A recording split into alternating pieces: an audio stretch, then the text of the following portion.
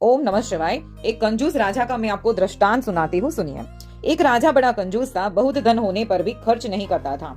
बस पैसा जमा करना उसका काम था। वह इतना कंजूस था कि पैसे खर्च होने के भय से अपनी पुत्री का विवाह भी नहीं करता था। बेटी बेटों को खर्च करने को कभी घेला नहीं देते थे और दान पुण्य से तो उसका दूर का भी संबंध नहीं था। तो एक दिन राजा का जन्मदिन आया और नट और नटनी इनाम पाने की लालसा से गाना बजाना करने लगे। पुत्र पुत्री सहित सारा परिवार बैठकर नट नटनी का नाच देखने लगे। नट ढोल बजा रहा था और नटनी नाच रही थी, परंतु राजा ने एक भी रुपया उनको नहीं दिया। रात बीतने वाली थी, नटनी तो परेशान हो गई। उसको नाचते नाचते गाना गाकर नट को सुनाया कि रात घड़ी भर रह गई था के पांजर हाय, कह नटनी सुन मेरे पति मधुरा ताल बजाए।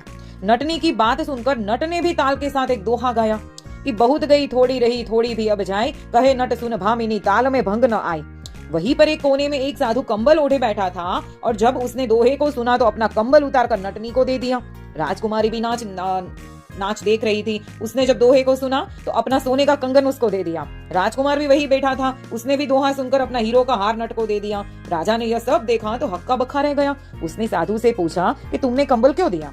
साधु ने कहा कि राजन, आपके अपार वैभव को देखकर मेरे मन में यह तृष्णा जाग उठी कि मेरे पास धन होता तो मैं कितने सुख से रहता और नट को कितना देता, परंतु नट के ऐसा दोहा कहने से मुझे होश आ गया कि बहुत गई तृष्णा छोड़ दे। अब राजा ने राजकुमार से पूछा कि तुमने हार क्यों दिया? राजकुमार बोला कि मैं तुम्हारा कंजूसपन को देखकर तुम्हारी हत्या करना चाहता था और राजपाट का स्वयं स्वामी बनना चाहता था, पर नट के इस कथन पर मैं होश में आ गया कि बहुत गई तृष्णा छोड़ दे, अतः कभी न कभी मैं राजा तो बनूंगा ही।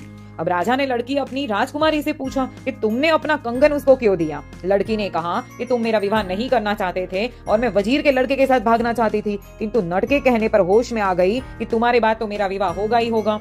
तो राजा को भी सबकी बातें सुनकर होश आ गया। उसने लड़की का विवाह कर दिया और लड़के का राज तिलक करके उसे युवराज बना दिया और साधु को आतिथ्य सहित विदा किया और अंत में नट और नटनी को बहुत सा धन देकर विदा किया, क्योंकि आज उनके ही कारण उनके ज्ञान चक्षु खुले थे। और धन का अत्यधिक पिपासु व्यक्ति अपने लिए मौत को निमंत्रण देता है। ओम नमः शिवाय। हर हर महादेव।